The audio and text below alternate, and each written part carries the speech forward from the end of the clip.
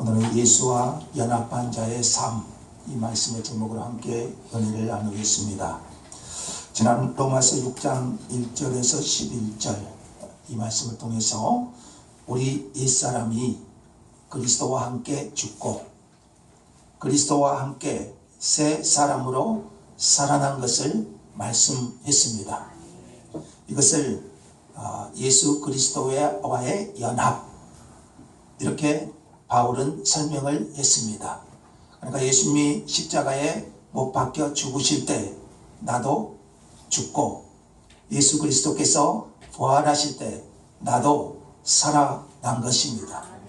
그래서 우리는 죄에 대하여는 죽었고 하나님께 대하여는 산 자가 되었습니다.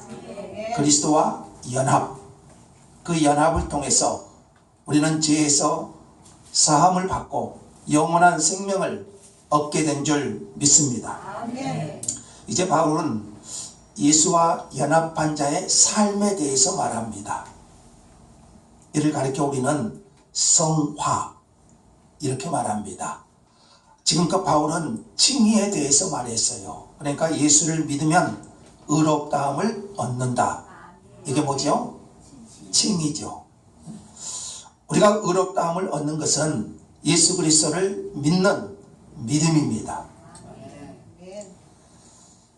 칭의는 우리가 예수 그리스도를 믿음으로 단번에 이루어진 사건입니다. 그런데 성화는 오랜 세월 동안 십자가를 바라보며 예수의 은혜 안에 거할 때 이루어집니다. 그러니까 우리가 의롭다함을 얻은 칭의는 믿는 순간에 단번에 이루어진 사건이지만, 성화는 오랜 세월 동안 우리가 십자가를 바라보며 예수 그리스도의 은혜 안에 거할 때 이루어지는 것입니다. 성화는 우리 그리스도인이 추구해야 될 목표입니다. 우리가 예수를 믿음으로 의롭다함을 얻었으니 이제 우리 마음대로 살아서는 안 돼요. 예수 그리스도를 믿는 믿음으로 구원을 받고 제사함을 받았으니 이제 우리는 죄 가운데 거해서도 안 돼요. 계속하여 우리는 그리스도의 은혜 안에서 성화된 하나님의 사람으로 성장해 가는 것입니다. 그래서 오늘 12절은 그러므로, 이 말로 시작해요. 그러므로, 로마서 6장 1절에서 11절을 받고 있지요. 그러므로 그리스도의 십자가와 부활로 죄에 대하여는 죽고 그리스도 예수 안에서 하나님께 대하여는 산 자가 되었다는 거예요.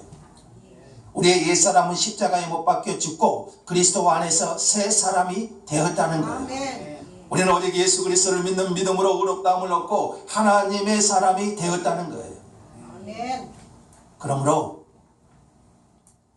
이제 하나님께 대하여 산 자가 된 저와 여러분은 어떻게 살아야 될까요? 우리는 이것을 성화라고 말씀드렸죠.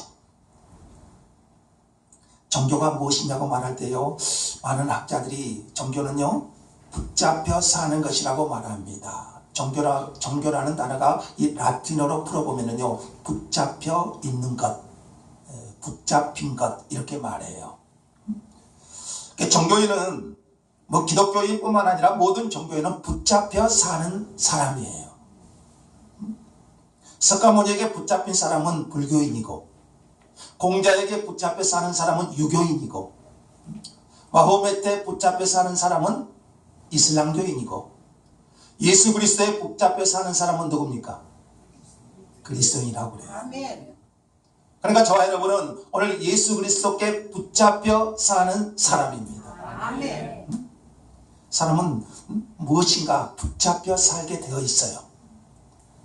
부모는 자식에게 붙잡혀 있고, 자식은 부모에게 붙잡혀 있어요. 학생은 스승에게 붙잡혀 있고, 스승은 학생에게 붙잡혀 있습니다.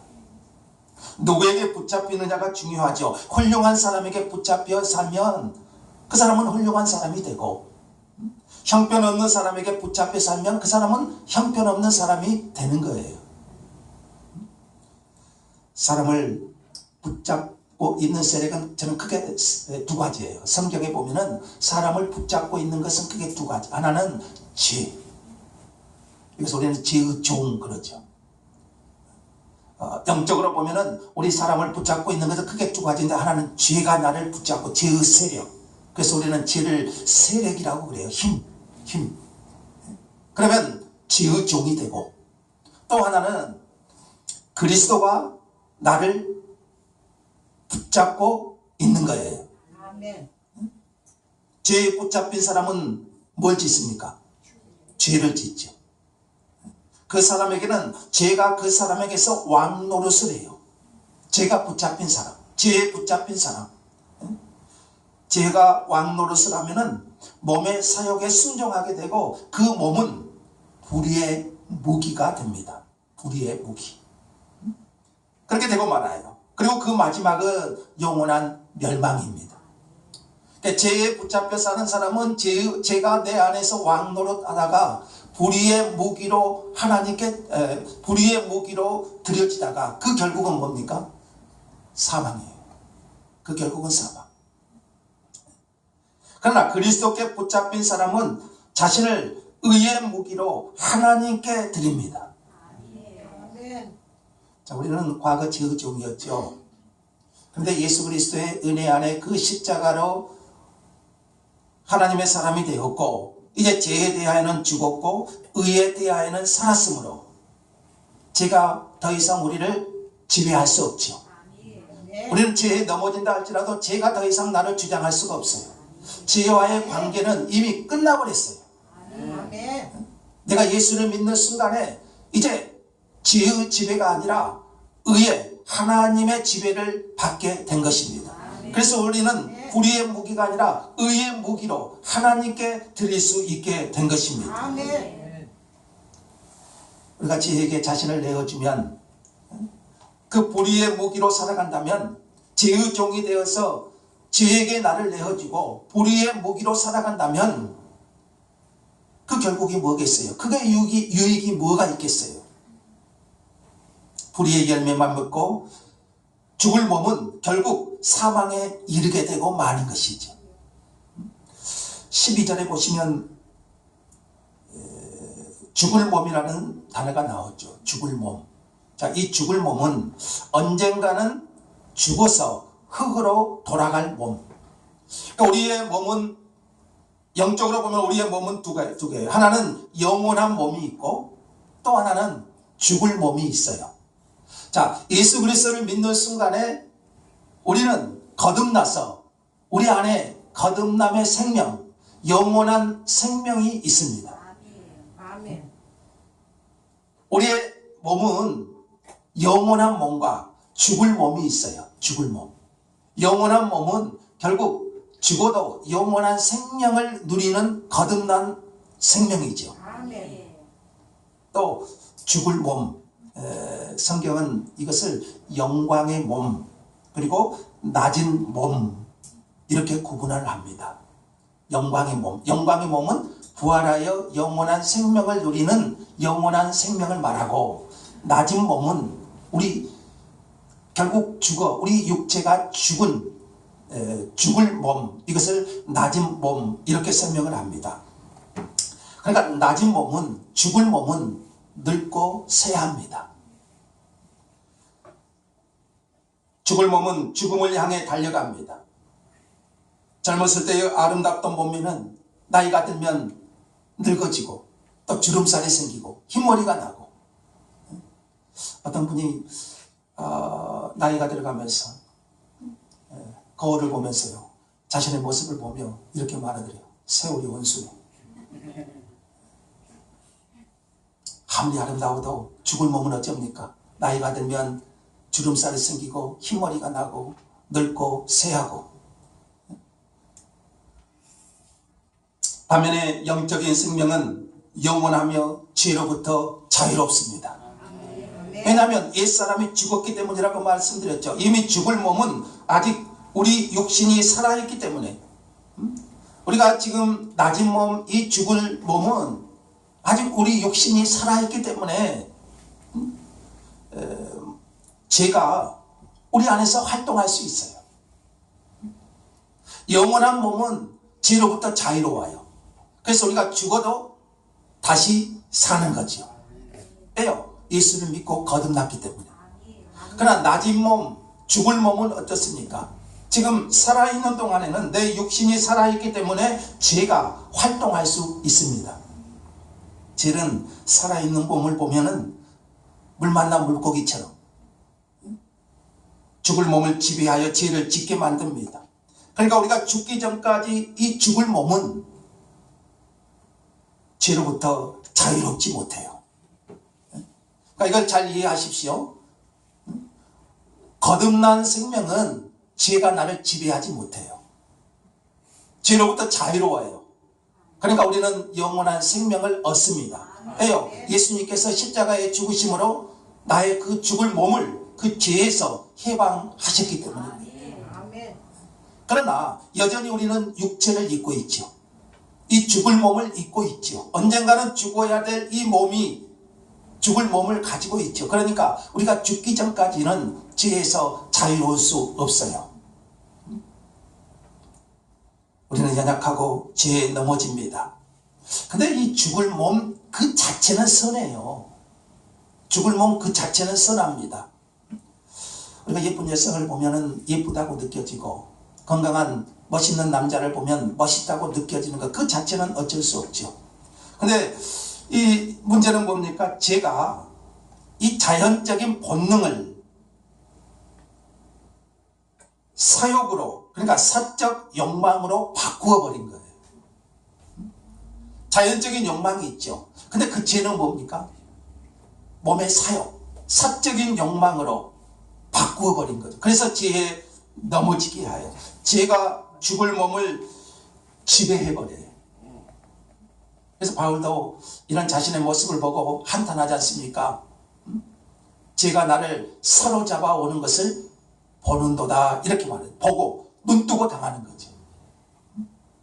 그래서 우리는 이 죄가 죽을 몸을 지배하지 못하도록 이 몸의 사욕에 15절에 그랬죠.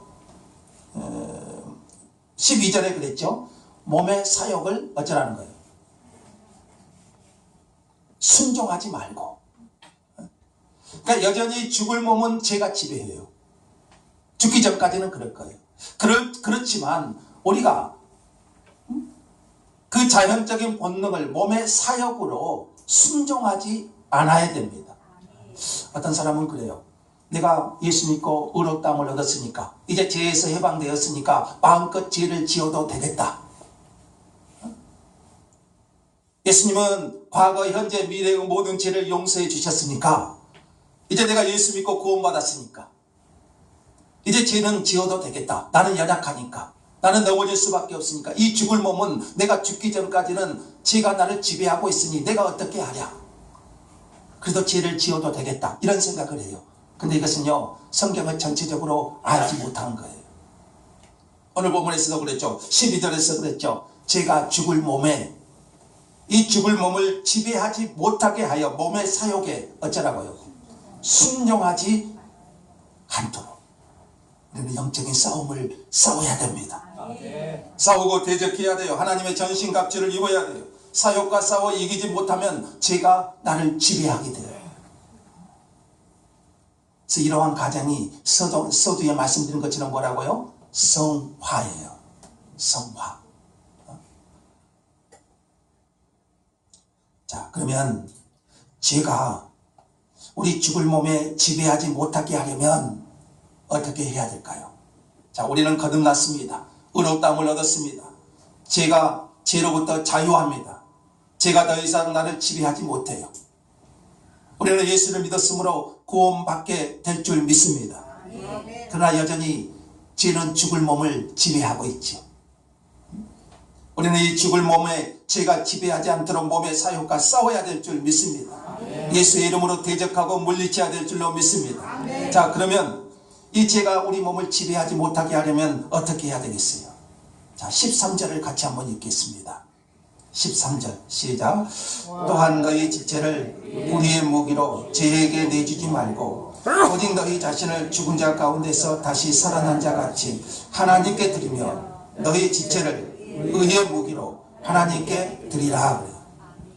자, 우리가 거룩한 생활의 방법은 간단해요. 죄가 우리 몸을 지배하지 못하게 하는 방법은 간단해요.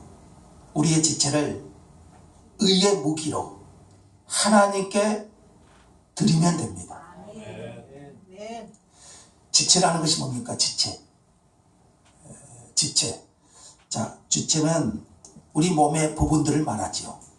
뭐가 있죠? 손도 있고, 발도 있고, 눈도 있고, 코도 있고, 귀도 있고, 입도 있고, 이게 우리 지체들이죠. 지체들.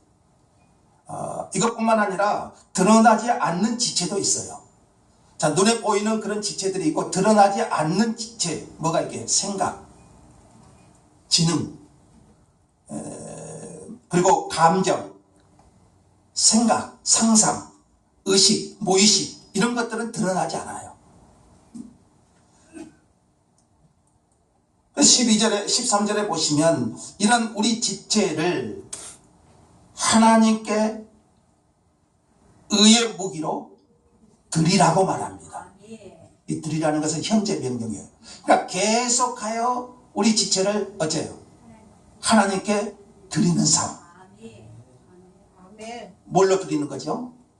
의의 무기로. 여러분, 무기는 뭡니까? 무기는 도구라는 뜻도 돼요. 도구. 도구. 도구는 그러잖아요. 누가 사용하느냐에 따라서 그 용도가 달라져요. 칼은 강도가 사용하면 살인이 되고요. 의사가 사용하면 생명을 살리는 도구가 되고요. 권력은 잘 쓰면 국민을 이롭게 하고, 그러나 그 권력을 가지고 칼로 사용하면 국민을 고통스럽게 하잖아요. 그러니까 그 무기는 도구예요. 누가 사용하느냐. 그러니까 우리의 지체를 누가 사용하느냐. 죄가 사용하면 불의의 무기가 되고, 의가 사용하면 의의 무기가 되는 거예요. 그러니까 우리 몸을, 우리 지체를 적극적으로 의의 도구로 하나님께 드리는 삶. 아멘.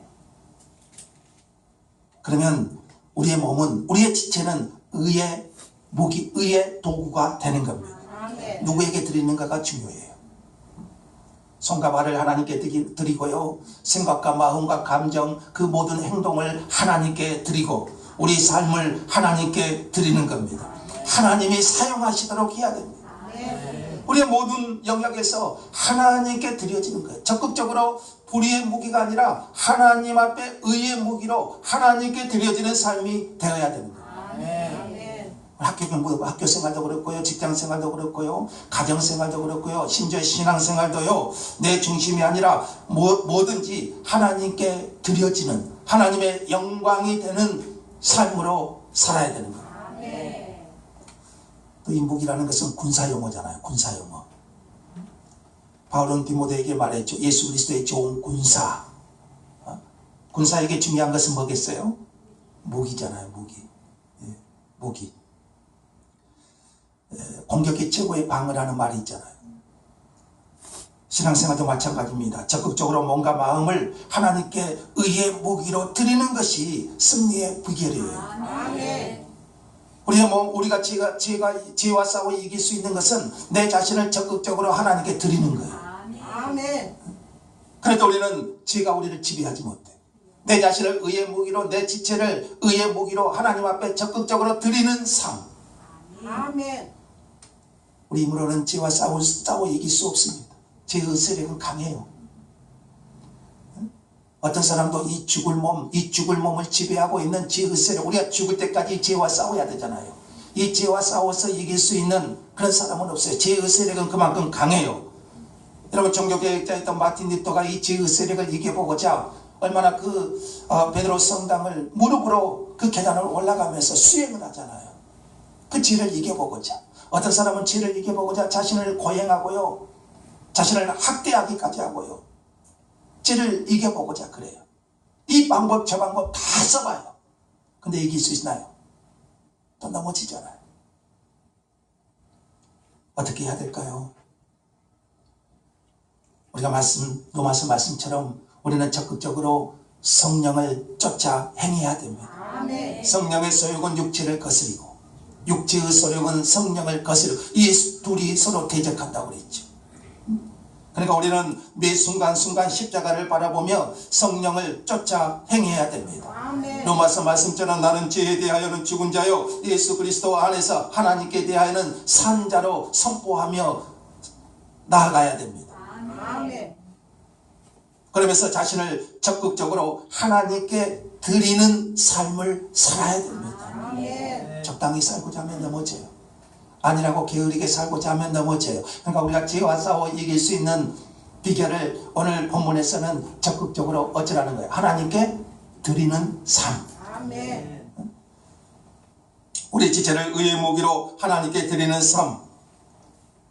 이것이 성경은 참된 헌신이라고 말하고 있고요. 자, 그러면 어떤 은혜가 임합니까? 자, 14절 상반절을 한번 보십시오. 그러면 어쩝니까? 제가 너희를 주장하지 못하리니 그렇지. 아멘. 제가 나를 주장하지 못합니다. 그러나 우리가 죄를 이기는 방법은 간단해요. 우리 지체를 의의 무기로 적극적으로 하나님께 드리는 삶을 사는 것입니다. 아멘. 그러면 죄가 우리를 지배하지 못하는 거예요. 우리는 법 아래 있지 아니하고 은혜 아래 있기 때문입니다. 법은 아멘. 율법을 말하죠. 율법은 우리를 정죄해요. 못하면 우리를 죽이겠다고 합니다. 근데 이제는 우리가 율법 안에 있는 것이 아니라 은혜 아래에 있어요. 은혜는 우리에게 간격을 줍니다. 우리에게는 예수 그리스도의 은혜가 있습니다. 우리를 죄에서 건져주시고 우리의 모든 죄를 사해 주신 그 예수 그리스도의 은혜가 있습니다. 아멘. 그 은혜가 우리를 지배하고 있어요. 그 은혜는 우리에게 기쁨을 주고 간격을 주어요. 아멘. 그 은혜가 우리로 죄를 이기게 합니다. 우리로 하여금 하나님을 사랑하게 하고 이웃을 사랑하게 합니다. 아멘. 이것이 신앙의 원리고요, 성화의 시작이에요. 여러분, 신앙의 원리, 성화의 시작은 여기서부터 시작돼요. 죄를 이기는 거룩한 생활은요, 내 의지적인 결단으로만 되는 것이 아니에요. 하나님의 은혜가 우리 안에 충만히 거할 때에 아멘. 그 하나님의 은혜의 감격으로, 그 은혜의 기쁨으로, 그 은혜가 나를 주장할 때에 우리는 하나님을 사랑하고 죄를 이기고 하나님 앞에 하나님의 사람으로 성화되어 가는 것입니다. 아멘. 여기서 또 하나 의미가 생기죠. 그러면 은혜 아래에 있으니까 죄를 지어도 되겠는가? 바울은 뭐라고 그러죠? 15절에 그럴 수 없느니라 그랬죠. 그 이유가 무엇입니까? 우리가 은혜 아래에 있다고 해서 죄를 지을 수 있나요? 그럴 수 없느니라. 왜 그래요? 그 이유가 뭐라고 말합니까? 16절 한번 읽읍시다. 시작. 너희 자신을 종으로 내주어 누구에게 순종하든지 그 순종함을 받는 자의 종이 되는 줄을 너희가 알지 못하느냐? 혹 죄의 종으로 사망에 이르고 혹은 순종의 종으로 의에 이르느니라. 누구에게 순종하든지 그 순종함을 받는 자의 종이 돼요. 죄에게 순종하면 누구 종이죠? 죄의 종. 의에게 순종하면 의의 종. 의는 예수님이죠. 죄에게 순종하면 그 순종하는 자의 종이 돼요. 죄의 종이 되고, 의에게 순종하면, 예수 그리스도에게 순종하면 주님의 종이 되는 것입니다. 아멘. 예수님도 그러셨잖아요. 누구든지 죄를 범하면 죄의 종이 된다고 말하고 있죠. 과거 우리는 다 죄의 종이었습니다. 죄 중에 태어나서 죄를 짓다가 죄에게 순종하고 살다가 결국에는 사망의 일을 자였습니다. 이제는 예수 그리스도를 믿음으로 죄에서 해방되고 의의 종이 되었습니다. 평생 노예로 살다가 그 노예에서 해방되었다면, 평생 노예로 살다가 그 노예에서 해방되었다면, 지금 노예지대가 없잖아요. 노예는 스스로의 힘으로는 풀어날 수 없다고, 해방될 수 없다고 그랬죠. 누군가가 그 몸값을 지불하고 건져 주어야 돼요. 이걸 뭐라고 그랬어요? 속량 그랬죠. 값을 지불하는 것. 얼마나 감격돼요. 누가 그 몸값을 지불해주고 나를 노예에서 해방시켜 주었다면 그것보다 더 기쁜 일이 어디가 있겠어요. 성경은 죄의 노예된 우리가 죄로부터 영원히 죽을 자를 죄로부터 해방받아 하나님께서 십자가로 의의 종이 되게 하셨다고 말합니다. 그런 세상에 여러 가지 기쁨과 감격이 있지만 여러분, 내가 취업한 것도 기쁨이고요, 감격이고, 자녀를 얻는 것도 기쁨이고 감격이고, 우리가 모든 것을 세상에 잘된 것도 기쁨이고 감격이지만 여러분, 가장 큰 기쁨과 감격은 죄의 종이 의의 종이 된 줄로 믿습니다. 아멘. 죄의 노예가 하나님의 자녀가 된 것인 줄 믿습니다. 아멘. 바울은 이 감격이 얼마나 큰지요. 내가 죄의 종에서 하나님의 종으로, 사망에서 생명으로 옮겨진 이 감격과 기쁨이 얼마나 큰 건지 17, 18절에서 이렇게 노래해요. 하나님께 감사하리로다. 너희가 본래 죄의 종이더니 너희에게 전하여 준 바 교훈의 본을 마음으로 순종하여 죄로부터 해방되어 의에게 종이 되었느니라. 죄로부터 해방되어 이제 죄의 종이 아니라 의의 종이 되었다는 것. 아멘. 하나님께 감사하리로다. 우리가 하나님께 감사할 것이 얼마나 많아요. 오늘 우리가 여기까지 인도함 받는 것이 하나님의 은혜이고 감사인 줄 믿습니다. 아멘. 그러나 더 나아가서 우리가 하나님께 정말 감사할 것은 나를 죄의 종에서 의의 종이 되게 하신 것, 사망에서 생명으로 옮겨주신 것, 죄의 종에서 하나님의 자녀가 되게 하신 것, 여러분, 이것이 얼마나 감사할 일입니까? 아멘. 그럼 우리가 어떻게 의의 종이 되었어요? 17절에 그러니까 보죠. 너희에게 전하여 준 바 교훈의 본을 마음으로 순종하여 죄로부터 해방되어 의의 종이 되었습니다. 우리가 어떻게 의의 종이 되었다고요? 우리에게 전하여 준 바 교훈의 본을 마음으로 순종하여 죄로부터 해방되어 의의 종이 되었어요. 교훈의 본은 뭔가요? 이런 본이 뭔가요? 본은 정해진 틀 말이에요. 정해진 틀. 이런 붕어빵 기계 아시죠? 그 본이에요. 그 본. 그 정해진 틀. 넣으면 그대로 붕어빵이 나오잖아요. 이게 본이에요. 본. 정해진 틀. 교훈은 뭡니까? 예수 그리스도의 십자가와 부활의 복음을 말하지. 아멘. 그리스도의 십자가와 부활의 복음, 이걸 이제 바울이 전해진 교훈이지요. 그러니까 이것은 하나님께서 정해주신 본이에요. 본. 아멘. 정해진 틀이에요. 다른 본은 없어요. 하나님께서 정해준 본이 뭡니까? 예수의 십자가와 부활이에요. 아멘. 하나님께서 정해주신 그 본, 그 교훈을 마음으로 순종해서 우리는 죄로부터 해방되어 의의 종이 된 것입니다. 아멘. 누구든지 주 예수를 믿으면 구원을 받습니다. 아멘. 왜요? 하나님이 정해주신 본이기 때문에 그래요. 하나님이 정해주신 틀. 다른 이름은 없어요. 다른 길은 없어요. 내가 곧 길이요 진리요 생명이니 다른 이로서는 구원을 얻을 수 없나니. 왜요? 하나님이 정해주신 본이기 때문에 그래요. 아멘. 우리는 그 교훈의 본을 받아 믿음으로 순종하여 이제 죄가 주인이 아니라 그리스도가 주인이 삶, 죄의 종이 아니라 의의 종, 하나님의 종, 하나님의 자녀가 된 줄 믿습니다. 아멘. 그러니까 이제는 이 예수 그리스도를 믿음으로 죄에서 해방되고 의의 종이 된 것을 우리는 감사해야 돼요. 아멘. 감사하고 이에 합당한 생활을 하기 위해 힘써야 되는 것입니다. 아멘. 이것이 우리는 성화라고 그랬죠. 거룩한 삶. 19절을 한번 읽겠습니다. 시작. 너희 육신이 영악함으로 내가 사람의 예대로 말하노니 전에 너희가 너희 지체를 부정과 불법에 내주어 불법에 이른 것 같이 이제는 너희 지체를 의에게 종으로 내주어 거룩함에 이르라. 아멘. 전에는 어땠어요? 우리 지체가 뭐라고 그랬죠? 손, 발, 눈, 귀, 그리고 마음, 생각, 의식, 감정, 이런 것들을 전에는 어떻게 살았어요? 전에는 부정과 불법에 내주고 살았어요. 그러니까 죄의 종으로 살았어요. 이제는 우리 지체를 의에게 내주어 거룩함에 이르러야 됩니다. 과거에는 우리 지체를 이런 불법과 부정에 내주어 죄의 종으로 살았어요.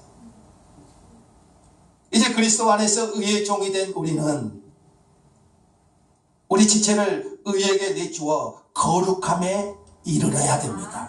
이 거룩함에 이르라는 것은 송환을 말합니다. 과거에는 죄의 종이 되어서 열심히 죄의 종에게 순종하며 살았어요. 이제는 그리스도의 종으로서 하나님께 내주어 거룩함에 이르러야 됩니다. 우리가 구원받았다고 해서 아무렇게나 살아서는 안 돼요. 여러분, 구원파가 우리가 다른 게 뭔지 아세요? 구원파는요, 로마서 6장까지는 잘 가르칩니다. 근데요, 6장 이유가 없어요. 삶이 마음대로. 성경은 분명히 말하죠. 우리가 죄로부터 구원받았으니 과거에는 죄의 종이 되어 죄에게 불법과 부정을 내어주어 죄의 종으로 살았지만 이제는 의에게 우리 자신을 내주어 우리 주체를 내주어 거룩함에 이르러야 됩니다. 향유값을 깨뜨려 주님께 부어드린 마리아처럼 우리는 마음과 힘을 다해서 주님께 드리는 삶을 살아야 되는 거예요. 그것이 20절 21절에도 계속 말합니다. 우리가 죄의 종이었을 때는 의에 대해서 자유로웠어요. 무슨 말이죠? 우리가 과거 죄의 종으로 살았을 때는 의에 대해서는 자유로웠어요. 의에 대해서는 관심이 없었다는 거예요. 말씀이 전혀 들리지 않았어요. 죄의 종이었을 때는. 의에 대해서는 자유로웠어요. 의에 대해서는 관심이 없었어요. 말씀에 대해서는 관심이 없었어요. 하나님에 대해서는 무관심했어요. 오로지 뭐에 충성했습니까? 죄에 충성했어요. 죄의 종이었을 때는 죄의 순종, 죄의 충성하고 살았어요. 의에 대해서는 무관심했어요. 말씀이 들려오지 않았어요. 하나님께 대해 무관심했어요. 오로지 죄의 종에 충실했어요. 그때 우리는 무슨 열매를 맺었습니까? 부끄러운 열매를 맺었어요. 그런 삶은 그게 로마서 1장에 나오죠. 음행과 더러운 것과 화색과 우상숭배, 주술과 온수 맺는 것, 분쟁과 시기, 분냄, 당짓는 것, 분열함, 투기, 술취함, 방탕함. 이게 무슨 열매예요? 죄의 열매들, 부끄러운 열매들. 과거에는 우리가 그렇게 살았어요. 그런 열매를 맺고 살았어요. 그리고 그 마지막은 뭡니까? 사망이에요. 우리가 죄의 종이었을 때는요, 과거 예수 그리스도를 모르고 죄의 종으로 살았을 때는 그런 죄의 열매를 맺고 살다가 그 마지막은 뭐죠? 사망이에요. 21절. 그러나 이제는 죄의 종에서 해방되어 하나님의 종이 되어 거룩함에 이르는 열매를 맺었습니다. 죄의 종이 아닌 의의 종, 죄가 주인이 아니고 하나님이 주인인, 그러므로써 우리는 의의 열매를 맺게 하시는 거예요. 거룩함에 이르는 열매, 이것을 갈라디아서 말씀대로 하면은 이제 우리는 성령의 열매를 맺으며 살게 하십니다. 사랑, 희락, 화평,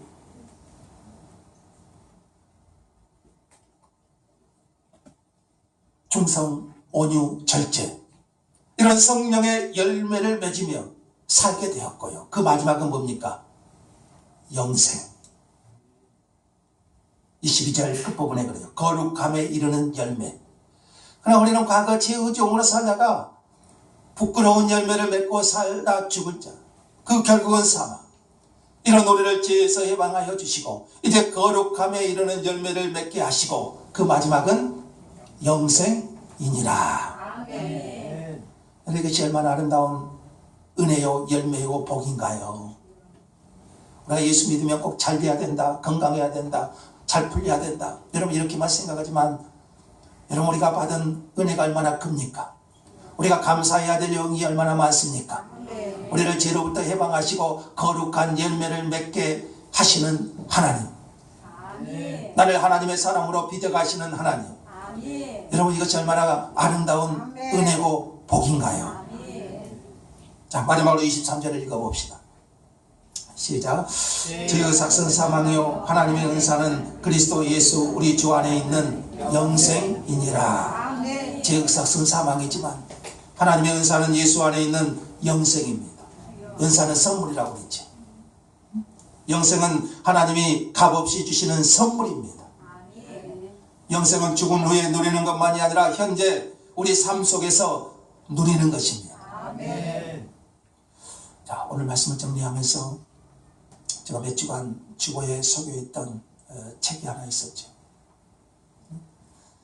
폴 오시어라는 사람이 쓴 좁은 문 좁은 길, 소책자로 나와 있는 건데요.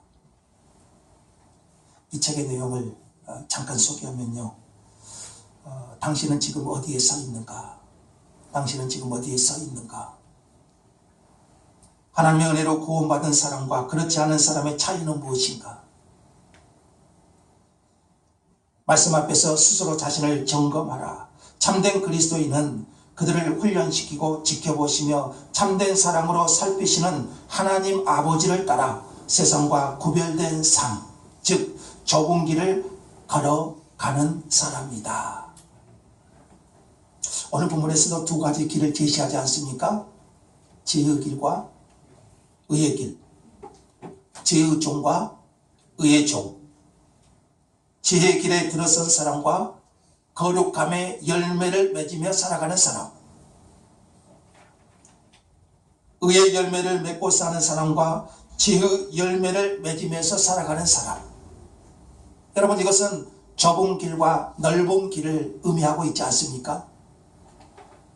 이제 예수 그리스도와 연합된 우리는 불의의 무기로 죄에게 내주지 말고 의의 무기로 하나님께 드리며 죄의 종으로 사망에 이를 것이고 순종의 종으로 영생에 이를 것입니다. 이제 우리는 예수 그리스도 안에서 의롭다함을 얻었으니 예수 그리스도의 십자가 부활로 연합된 저와 여러분이 되었으니 그 연합된 자의 삶, 거룩함에 이르는 성화, 그 거룩함에 이르는 열매를 맺어야 됩니다. 더 이상 죄에게 자신을 내어주는 것이 아니라 의의 무기로 하나님께 드리는 삶을 살아야 됩니다.